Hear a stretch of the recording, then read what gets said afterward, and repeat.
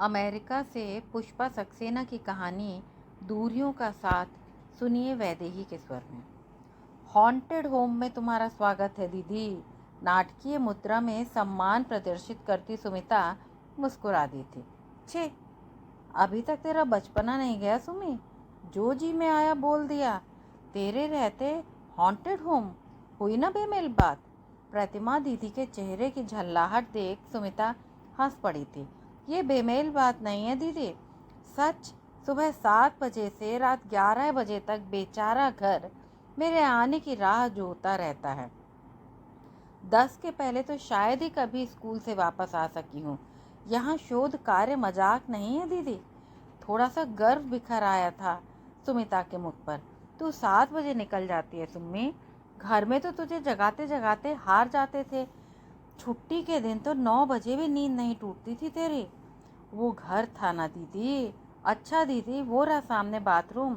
मुंह धोकर आओ, तब तक चाय लगाती हूँ। नहीं, चाय रहने दे सुम्मी, अभी थोड़ी देर पहले ही तो पी थी। नींबू का शरबत तो शायद होगा नहीं।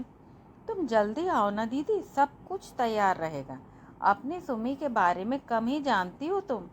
बाथरूम की ओर जाती प्रतिमा ठिठक गई थी।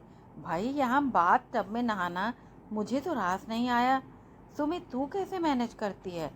टब में बाल्टी रख के नहा लेना। दीदी वहीं कोने में रखी है, हंसती हुई सुमिता कह रही थी। टेबल पर समोसे और कचौड़ियाँ देख प्रतिमा चौंक गई थी। ये सब कहाँ से आया सुमी? तूने बनाया है क्या?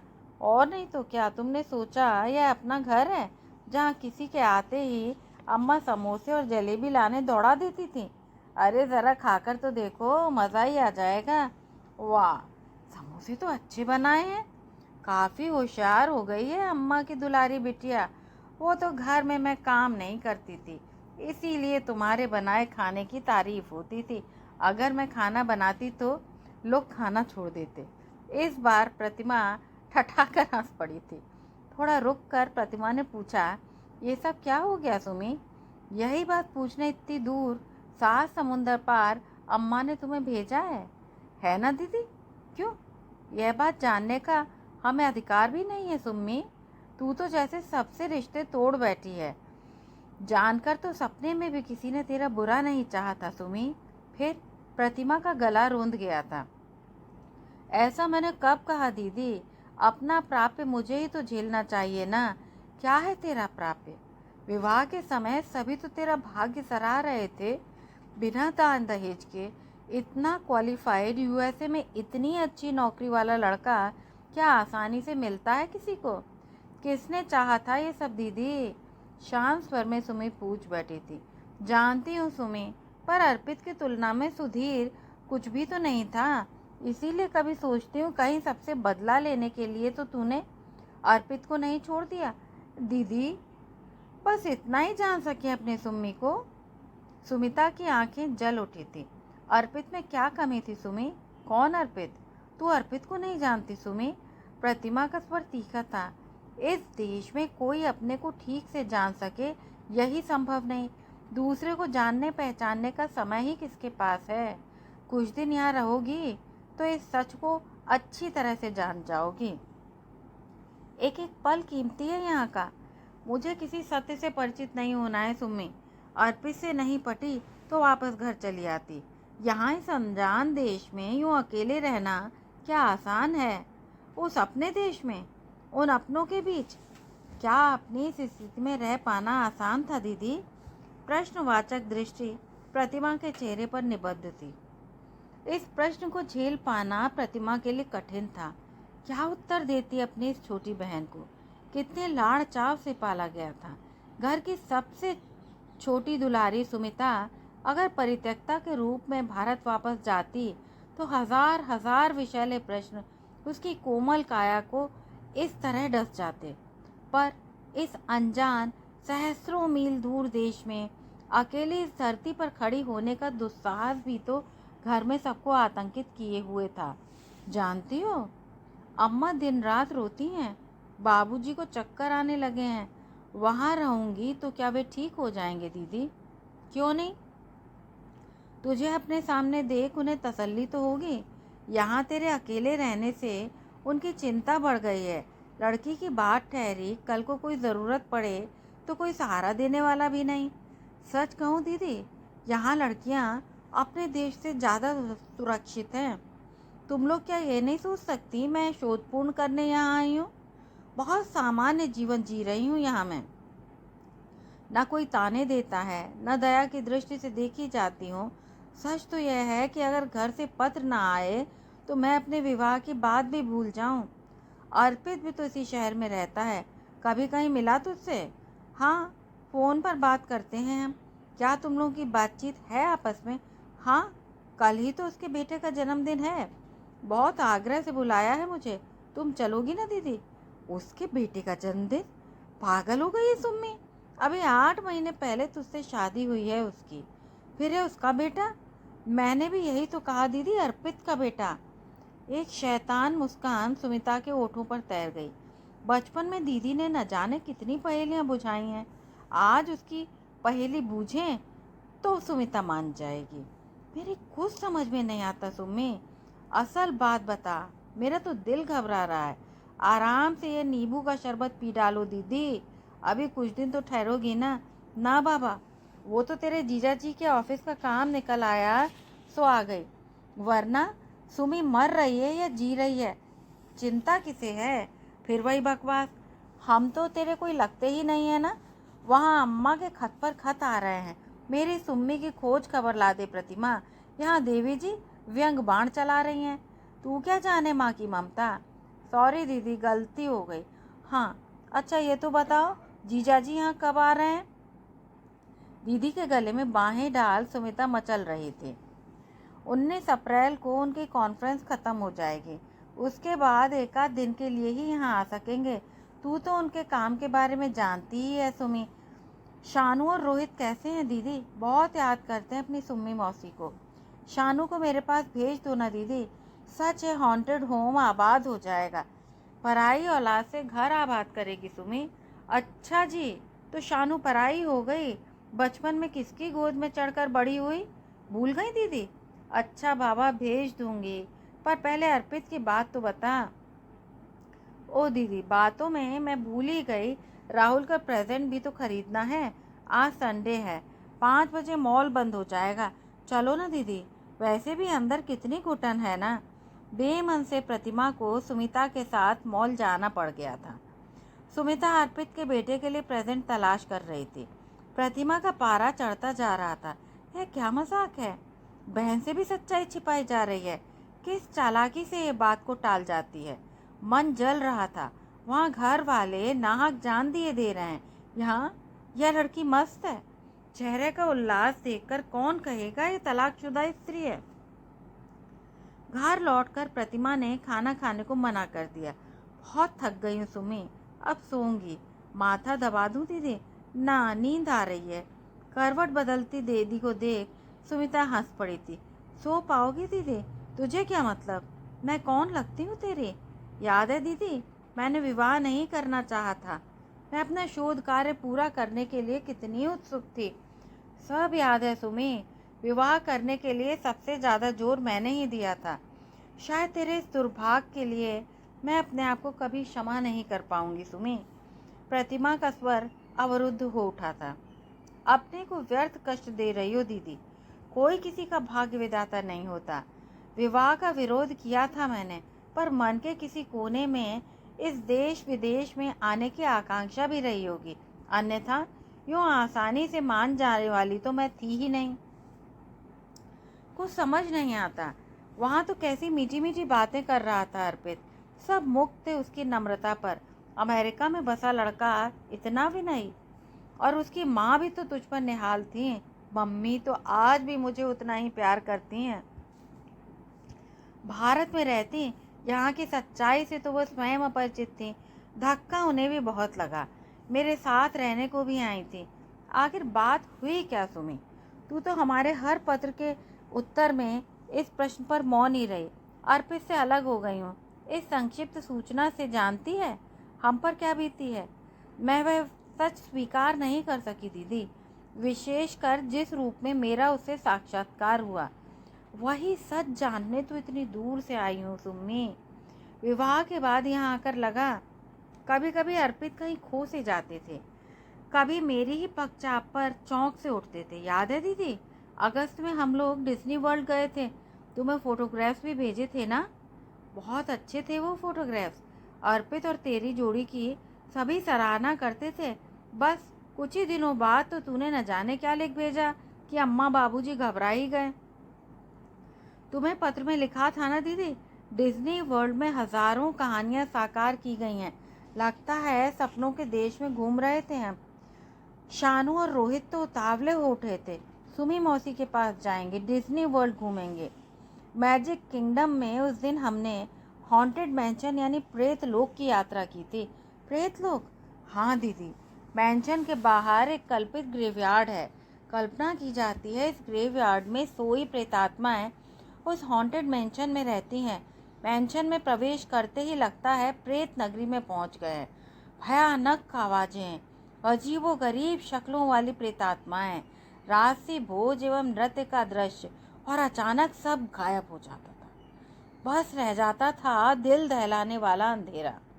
न जाने क्यों मैं बहुत डर गई थी। डरपोक तो तू बचपन से रही है सुम्मी। अम्मा कभी तुझे कहीं अकेला नहीं छोड़ती थी, और आज तू यहाँ यूं अकेली पड़ी है। जानती हो दीदी, यहाँ यह प्रेतलोक की यात्रा समाप्त होती है, वहाँ यात्रा कर रहे व्यक्तियों के चेहरे साइड में लगे टीवी पर आ जाते हैं। अचानक मेरे चेहरे पर एक लड़की का चेहरा आकर मेरा चेहरा छिप गया था। मैंशन से आवाज़ आ रही थी, इस प्रेतात्मा ने तुम्हें चुन लिया है। हमारे हॉन्टेड मैंशन में तुम्हारी जगह आरक्षित है। जल्दी आना। तुम घर जाओगी तब भी यह प्रेतात्मा तुम्हारे साथ रहेगी। डरकर मैं अर्पित से लिपट गई थी। अर्पित के मौन पर मैं हंस पड़ी थी। घबराओ नहीं अर्पित, अब तो दुनिया की कोई लड़की भी तुम्हें मुझसे नहीं छीन सकती। इन प्रेतात्माओं की हस्ती ही क्या है। अर्पित का मौन तोड़ना चाहा था मैंने। हाँ सच बताना, मेरे आने से पहले किसी और लड़की का भूत तो नहीं सवार था जनाब पर? सुना है सीधे लड़के अक्सर यहाँ की लड़कियों के चक्कर में जल्दी आ जाते हैं। चलो देर हो रही है, होटल काफ़ी दूर है यहाँ से। अर्पित लौटने को जल्दी में थे। अर्पित, वो देखो, वो रही मेरी प्रेतात्मा की कब्र। क्या नाम लिखा है? रोज़ टेलर। तो भाई रोज़ चलते हैं, तुम मेरा साथ तो नहीं छोड़ोगी ना? चलें? मुड़कर अर्पित की ओर देखा तो अर्पित जैसे चौंक से गए। अजीब आवाज़ में बोले थे, ये क्या बचपना है सुमी, यहीं सब छोड़कर चलो। साथ किसी को नहीं ले चलना है, किसी भी स्थिति में ये पॉसिबल नहीं है। अर्पित अपने आप से बातें करने लगे थे। उसके बाद अर्पित डिज्नी वर्ल्ड ठहरे ही नहीं। 5 दिन की जगह 2 दिन बाद ही हम लोग वहाँ से चल दिए। वापस आते ही मुझे यूनिवर्सिटी से अपने एडमिशन की सूचना मिली थी। किस्मत अच्छी थी, मुझे स्कॉलरशिप भी मिल गई, नहीं तो किस्मत को व्यर्थी क्रेडिट दे रही हूँ। असल में मेरा बायोडेटा से मेरा गाइड बहुत इम्प्रेस थे, इसीलिए।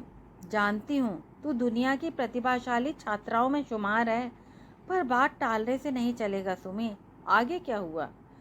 प्रतिमा व्यवधान सह नहीं पा रही थी। बस शुरू हो गई थी हमारी जिंदगी। सुबह 7 बजे हम दोनों निकल जाते। तुम तो जानती ही हो दीदी, कुकिंग की तो मुझे प्रैक्टिस थी नहीं। बस जैसा तैसा उल्टा सीधा बना देती और अर्पित खा लेते। क्या कभी तेरे जले बुने खाने की शिकायत भी नहीं की उसने? तेरे जीजा जी तो मेरे बनाए खाने में मीन मेक ही निकालते रहते हैं। कभी नहीं दीदी, बल्कि स्वयं भी कुकिंग में मेरी हेल्प करते थे। सब कुछ इतना सामान्य था, फिर यह बिजली कैसे गिरी सुमी? प्रतिमा सचमुच अस्थिर हो उठी थी। अचानक ही तो गिरती है बिजली। उस दिन की याद करके तो आज स्तब्ध हूँ दीदी। ऐसा क्या हो गया सुमी? 17 फरवरी की तारीख को मैं भूल नहीं पाती दीदी। पिछली रात किसी के घर बारबेक्यू में गए थे। पुरुष वर्ग चिकन की ग्रिलिंग में व्यस्त था और हम सब गप्पों में मस्त थे। बाहर बातें करते बहुत रात हो गई, ठंड खा गई थी मैं। सुबह सिर में बेहद दर्द और शायद तेज बुखार भी था।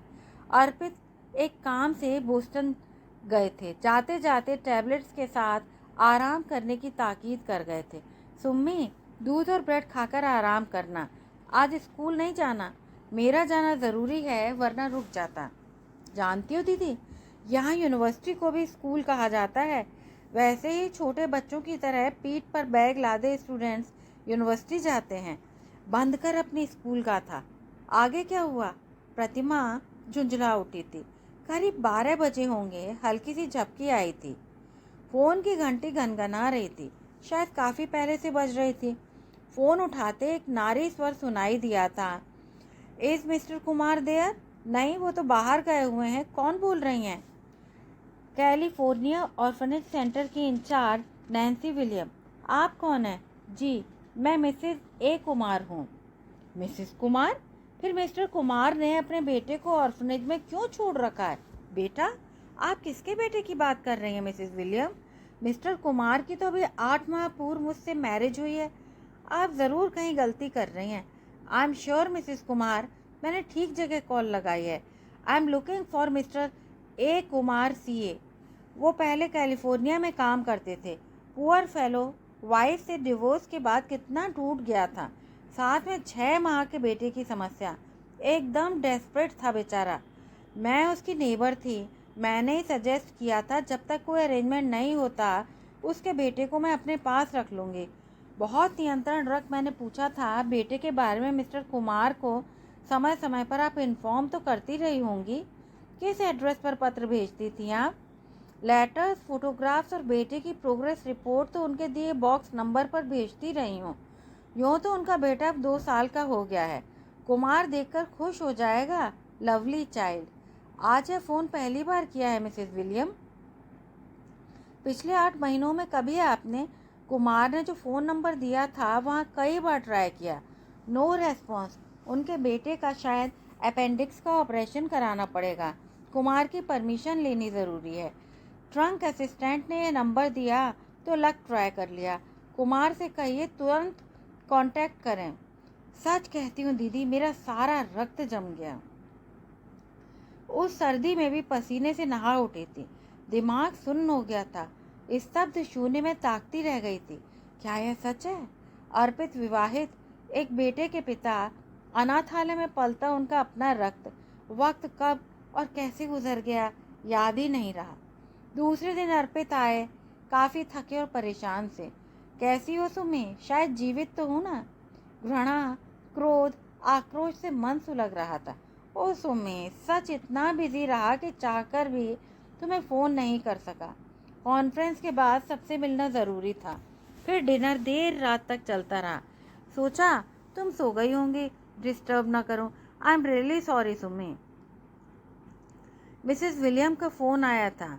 अजीब कटुता आ गई थी मेरे स्वर में। Mrs William? क्यों? उन्हें नहीं जानते? आपके बेटे को पाल रही हैं, उन्हें याद करने में इतनी देर लगती है? सुमी, ये सब क्या है अर्पित? इतना बड़ा झूठ, इतना बड़ा धोखा? क्यों? किस लिए? क्या बिगाड़ा था मैंने तुम्हारा? किस जन्म की दुश्मनी निभाई है तुमने? आगे गला रुंध गया था। सिर झुकाए खड़े रह गए थे अर्पित। धीमे से सप्रयास बोलना चाहा था।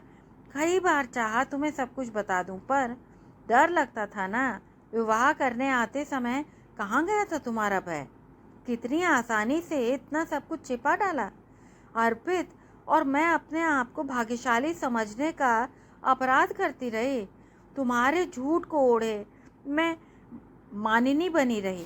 आगे के स्वर सिसकी में डूब गए थे। तैश में मैं बिस्तर से उठ गई थी। पिछले दिन के उपवास और टेंशन से शायद डगमगा गई थी। अर्पित ने संभालना चाहा तो चिल्ला पड़ी थी मैं। मुझे छूने की कोशिश मत करो, यू चीट, लायर। एक सूटकेस में 2-4 साड़ियाँ डाल जब मैं घर से निकलने लगी तो अर्पित राह रोके खड़े थे। इतनी जल्दी कोई निर्णय नहीं लो सुमी। अपनी स्थिति स्पष्ट करने का एक मौका तो दो। एक मौका? पूरे 8 महीनों का समय मिला था तुम्हें अर्पित। यह झूठ तो कल्पना से भी परे था। तुम जैसों के कारण विश्वास शब्द अपना अस्तित्व खो चुका है। I simply hate you.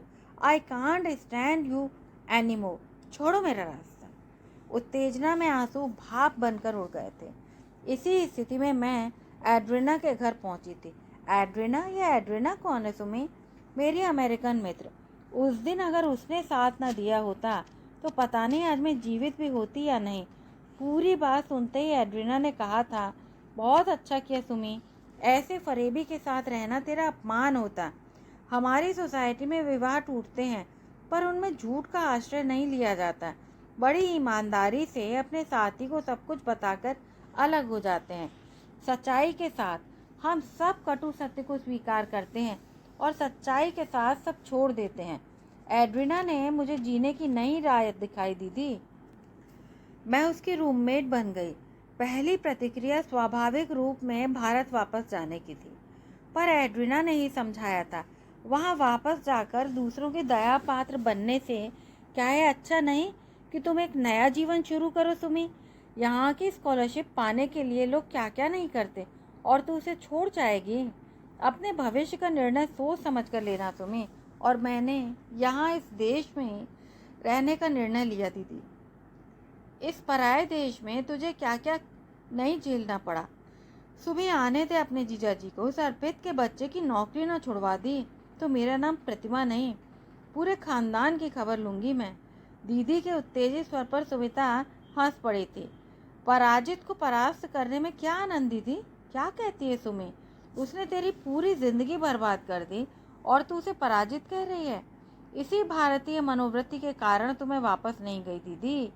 सबकी सहानुभूति पा कितनी असहाय रह जाती मैं। यहाँ मैं मेधावी छात्रा सुमिता वर्मा भर हूँ। मेरे अतीत को न कोई जानता है न जानना चाहता है। अच्छा, उस दिन के बाद कभी अर्पित आया तेरे पास? हाँ, आने की चेष्टा तो कई बार की थी। एक लंबा सा पत्र भेजा था। अपनी दयनीय परिस्थितियों का हवाला देकर क्षमा भी चाहिए थी। आखिर असली बात क्या थी सुम्मी? मेरे लिए तो असली बात इतनी भर थी कि मेरी आस्था, मेरे विश्वास का अपमान हुआ। उसकी जो भी विवशता रही हो, विवाह के पूर्व बतानी थी। यह बात मैं कभी नहीं भूलूंगी दीदी। अमेरिकन लड़की से उसने विवाह क्यों किया था सुमी? ग्रीन कार्ड पाने के लिए। वह एक समझौते का विवाह था। व्यंग से सुमिता के अधर खिंच गए थे। वाह, भली सुनाई। समझौते के विवाह में बेटे के जन्म की भी शर्त थी क्या? घृणा से प्रतिमा के चेहरा। वह कहीं दुर्बल क्षणों का परिणाम है दीदी। शायद यही स्पष्टीकरण तो देना चाहा था अर्पित ने। कितना पैसा देना पड़ा अर्पित को उस चुड़ैल से पीछा छुड़ाने को? किसे चुड़ैल कह रही हो दीदी? अर्पित की मित्र थी वो। क्या पता निस्वार्थ मदद की हो उसने। और किसने किसे छोड़ा ये जानने की तनिक भी इच्छा रह नहीं गई थी। ग्रीन कार्ड दिलाने के लिए ऐसे विवाह सामान्य बात तो नहीं, पर किए भी जाते हैं। अर्पित के मन में वह लड़की आज भी है। कहीं ऐसा सोचकर ही तूने उसे? प्रतिमा का वाक्य काट सुमिता ने तीखे स्वर में कहा था। अर्पित के मन में उसका क्या स्थान है नहीं जानती, पर उसके बेटे के प्रति मैंने अन्याय नहीं होने दिया दीदी। उसके अधिकार दिलाए हैं मैंने। अपने अधिकार छोड़कर ना। अधिकार तो उस पर होता है दीदी जो बस अपना हो। अर्पित पर तो मेरे अधिकार का प्रश्न ही नहीं उठता। फिर अर्पित से बात भी क्यों करती है सुमी? ऑपरेशन के बाद बेटे को यहाँ पहुँचते ही निमोनिया हो गया था। दीन असहाय अर्पित रो पड़े थे। उस समय प्रेम द्वेष का प्रश्न ही कहाँ रह गया था। भागती हुई हॉस्पिटल गई थी साथ में। उस गंभीर बीमारी में मेरे ही हाथ से दूध की बोतल लेता था। न जाने क्यों टुकुर टुकुर ताकता था मुझे। पिता के अन्याय की क्षमा मांगता था तो क्षमा कर देती सुम्मी। क्षमा का प्रश्न वहाँ उठता है जहाँ अपराध अनजाने में होता है। यहाँ तो सब कुछ पूर्व नियोजित षड्यंत्र था ना। उसकी सफाई पर तो ध्यान देती सुम्मी। सफाई देने के लिए कोर्ट है। मैं तो उसकी विवाहित पत्नी थी तो ले जाती उसे कोर्ट। कम से कम मेंटेनेंस तो ले लेती। आटे दाल का भाव पता लग जाता बच्चों को। क्या समझाया उसने? क्या हम सब मर गए हैं? तू जरा भी कुछ लिखती तो हम उसे मजा चखाते। किसे मजा चखाते दीदी? अपमान की जिस आग में वो जल रहा है वही दुख क्या कम है? अजीब लड़की है तू सुमी। उसने तेरा जीवन व्यर्थ कर दिया पर तुझे कोई फर्क ही नहीं पड़ा। जो फर्क पड़ा है उसे नहीं समझोगी। जिस पर अपने से भी ज़्यादा विश्वास किया उसका क्या विश्वासघात सह पाना क्या आसान है? एक हल्की सी सांस ली थी सुमी ने। सच सरेआम कोड़े लगने चाहिए ऐसे आदमी को। नीच, पापी कहीं का। प्रतिमा का स्वर क्रुद्ध था। जानती हो दीदी, एलन का पत्र आया है मेरे पास। मेरे प्रति कृतज्ञता व्यक्त की है। मैंने उसके बेटे को उसके पिता के पास पहुंचाने में मदद की है ना। सच बड़ा क्यूट है रोहित। कल उसके बर्थडे में चलोगी ना दीदी? ये कैसा रिश्ता बांधे बैठी है सुमी? डूब जाएगी तू। प्रतिमा का स्वर हारा हुआ था। रिश्ता तो हम दोनों के बीच बस अब दूरियों का ही है दीदी। हम दो समानांतर रेखाएं बन गए हैं, साथ चलते हुए भी कभी न मिलने के लिए। कैसे जी पाएगी सुमी? प्रतिमा का कंठ अपनी इस दुलारी बहन के लिए भर आया था। मैं जीवन से निराश नहीं हूँ दीदी। आज का यह अनुभव अपने प्रति, अपनी शक्ति के प्रति मेरा विश्वास बना है। तू फिर विवाह करेगी सुमी? फिलहाल तो किसी नए एक्सपेरिमेंट का कतई इरादा नहीं है दीदी। फिर क्या इरादा है तेरा? अम्मा से क्या कहूँगी जाकर सुमिया? बस अभी तो सोने का प्रोग्राम है दीदी। एक पल रुककर सुमिता ने कहा था, मैंने जीना सीख लिया। क्या अम्मा बाबूजी के संतोष के लिए यह बात काफ़ी नहीं है दीदी? तुम उन्हें मेरी ओर से आश्वस्त तो कर सकोगी ना? बहुत दुलार से दीदी से लिपटकर लेटती सुमिता मनुहार कर उठी थी। पास लेटी सुमिता को प्रतिमा ने कसकर अपने से चिपटा लिया था। कहानी सुनने के लिए बहुत बहुत धन्यवाद।